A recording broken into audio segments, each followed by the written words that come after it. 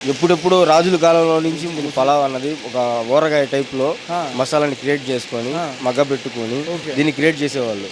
అప్పుడు ఎలా స్టైల్ చేస్తారంటే పెద్ద పెద్ద వాళ్ళ మాస్టర్ దగ్గరికి వెళ్ళి కనుక్కొని నేను అదే స్టైల్ని కంటిన్యూ చేస్తున్నాను. మా స్టైల్ ఏంటంటే కొత్తగా ఉంటుంది, చూడండి.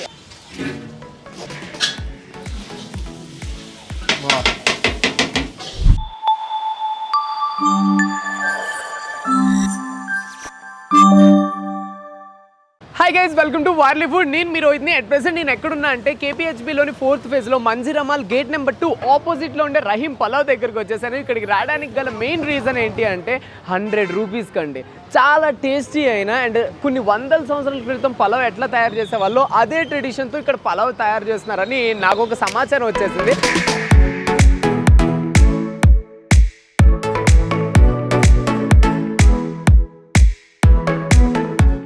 సో వెంటనే లోపలికి వెళ్ళి దాని టేస్ట్ ఎలా ఉంటుందో నేనైతే ట్రై చేస్తాను. ఈ లోపల మీరు మేకింగ్ చూసేస్తారండి. నేను వేడి పలావ్లో గోంగూర చట్నీ వేసుకొని తింటూ ఉంటాను.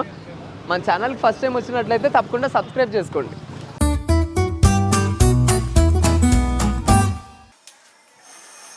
పలావ్ అన్నది నేను 5 సంవత్సరాల నుంచి కష్టపడి దీని గురించి అసలు ఏంటి, అసలు ఎప్పుడెప్పుడు రాజుల కాలంలో నుంచి ముస్లిమ్స్ రాజుల కాలంలో నుంచి దీని పలావ్ అన్నది ఒక ఊరగాయ టైప్లో మసాలాని క్రియేట్ చేసుకొని మగ్గబెట్టుకొని దీన్ని క్రియేట్ చేసేవాళ్ళు. అప్పుడు ఎలా స్టైల్ చేస్తారంటే పెద్ద పెద్ద వాళ్ళ మాస్టర్ దగ్గరికి వెళ్ళి కనుక్కొని నేను అదే స్టైల్ని కంటిన్యూ చేస్తున్నాను. మేము ఏంటంటే పలావ్ చేసేటప్పుడు ఆయిల్ వేసి ఆనియన్ అన్నీ వేస్తారు కదా. మా స్టైల్ ఏంటంటే కొత్తగా ఉంటుంది, చూడండి. ఆయిల్ వేసాము, ఇలాచీ వేసాము, తర్వాత వెల్లుల్లి వేస్తున్నాము. అల్లం వెల్లుల్లి పేస్ట్ ఆ ఫ్లేవర్ పోయే వరకు మంచిగా గోల్డెన్ షేడ్ రావాలి. గోల్డెన్ షేడ్ వచ్చేదాకా బాగా ఫ్రై చేసుకోవాలి. అందరూ అల్లం వెల్లుల్లి 2 కలిపి మిక్స్ చేసి వేసుకుంటారు. మేమేంటంటే మా స్టైలు మా పలావ్కి ఫస్ట్ వెల్లుల్లి వేసుకొని బాగా రోస్ట్ అయిన తర్వాత బ్రౌన్ అయిన తర్వాత అల్లం అప్పుడు వేయాలి. ఫస్ట్ అల్లం వెల్లుల్లి బాగా రోస్ట్ అవ్వాలి, తర్వాత అల్లం అయితే ప్రాబ్లం ఉండదు, బాగుంటుంది ఫ్లేవరు.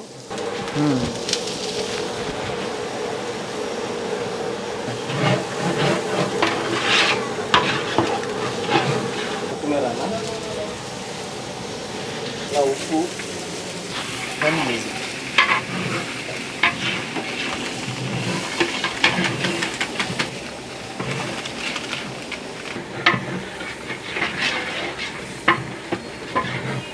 ధనియాల ఉప్పు కూడా మేము ప్రిపేర్ చేసుకుంటాం.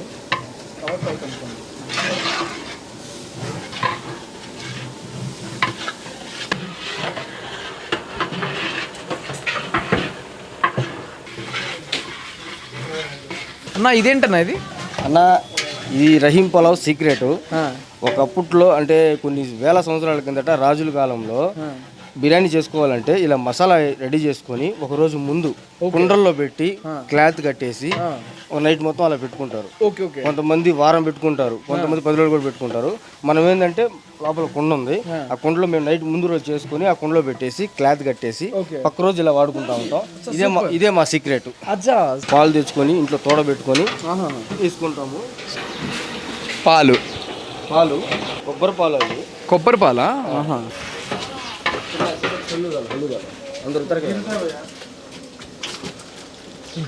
సో చికెన్ అన్న ఎన్ని కేజీలు? ఇప్పుడు 30 కేజీల పలావ్కి ఎన్ని కేజీలు చికెన్ వేస్తారన్న? 30 కేజీల పలావ్కి 30 కేజీలు వేస్తే 30 కేజీలు చికెన్ అన్న.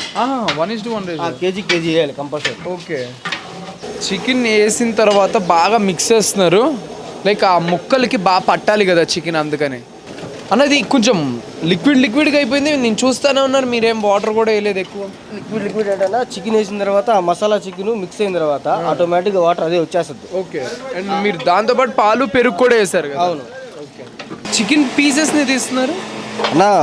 మామూలుగా ఈ చికెన్ అందరూ దాంట్లో వేసి రైస్ వేసి ఉడికిచ్చేస్తారు కదా.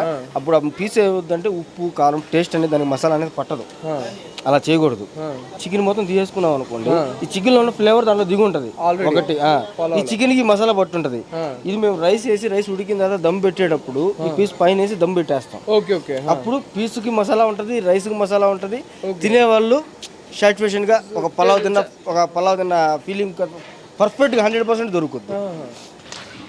సో చికెన్ పీసెస్ అన్ని తీసేసిన తర్వాత వాటర్ వేసేసుకొని వాటిలో రైస్ వాటర్ బాగా బాయిల్డ్ అయిన తర్వాత అప్పుడు రైస్ వేస్తాము. నిమ్మకాయ రసము పలావ్లో మెయిన్ కారము, ఉప్పు, ఈ మసాలాలు ఎంత ఇంపార్టెంటో దాని సరిపడ పులుపు అంతే ఇంపార్టెంట్.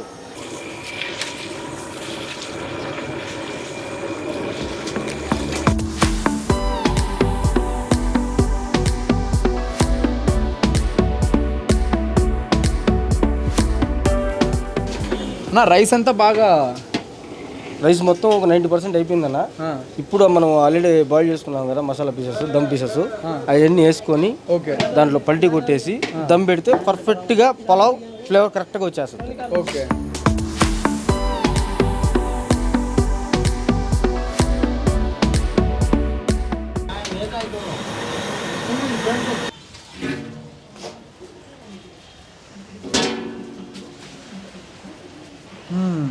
సో ఇది నెల్లూరు స్టైల్ పలావ్. అవునండి.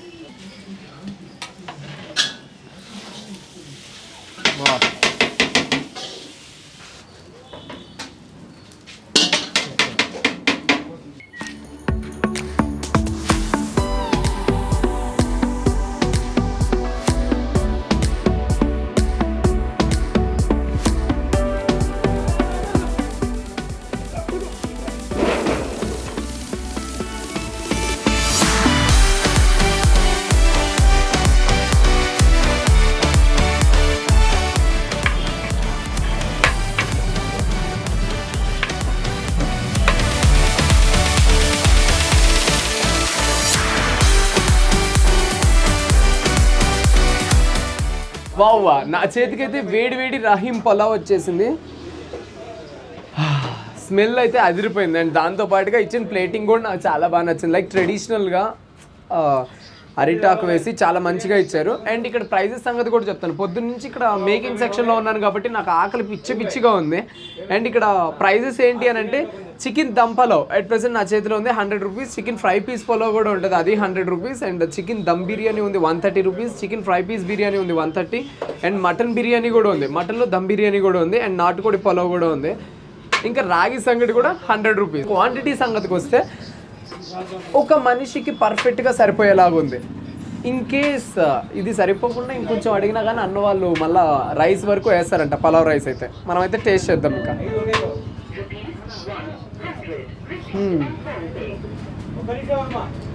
వా 100 రూపీస్ ప్రైస్కి ఇచ్చిన క్వాంటిటీ అండ్ టేస్ట్ అయితే నాకు చాలా బాగా నచ్చింది. అండ్ దమ్ పీసెస్ చూడండి, పలావ్ దమ్ పీసెస్ ఎలా అయిపోయినాయో, రాలిపోతున్నాయి.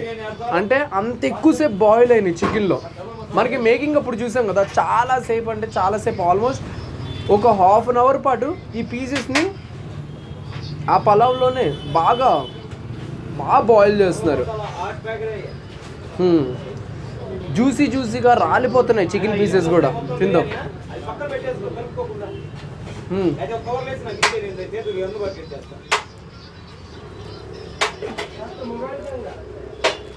టేస్ట్ అయితే నేనైతే ఫుల్ సాటిస్ఫాక్ట్ అయ్యానండి. ఎందుకంటే 100 రూపీస్ ప్రైస్కి ఈ క్వాంటిటీ పరంగా, పీసెస్ పరంగా అయితే నాకు చాలా బాగా నచ్చింది. ఇన్కేస్ నాకన్నా కొంచెం ఎక్కువ క్వాంటిటీ తినే వాళ్ళు ఉన్నా కానీ అడిగితే ఇంకా ఇస్తారంట. దమ్ పీసెస్ టేస్ట్ బాగున్నాయి. ఫ్రై పీస్ ఎలా ఉందో చూద్దాం.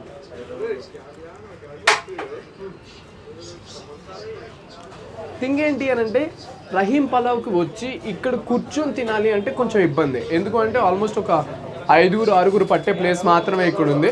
అలా కాకుండా పార్సిల్ తీసుకొని వెళ్తే బెస్ట్ అనిపించింది నాకైతే. అండ్ ఇక్కడ కూర్చొని తినేదానికి అలవాటు పడిన వాళ్ళు ఎవరైనా ఉంటే హ్యాపీగా వచ్చి తినొచ్చు.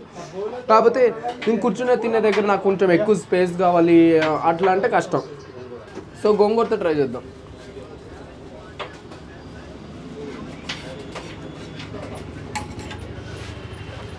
హైదరాబాద్లో చాలా తక్కువ చోట్లే దొరుకుతుంది గోంగూర, బిర్యానీలో పాటు పలావ్తో పాటుగా. అయితే అలా తక్కువ దొరికే ప్లేసుల్లో ఇది కూడా ఒకటి. కానీ నెల్లూరు సైడ్ ఎట్లా అంటే ప్రతి చోట గోంగూర కామన్గా ఇచ్చేస్తారు.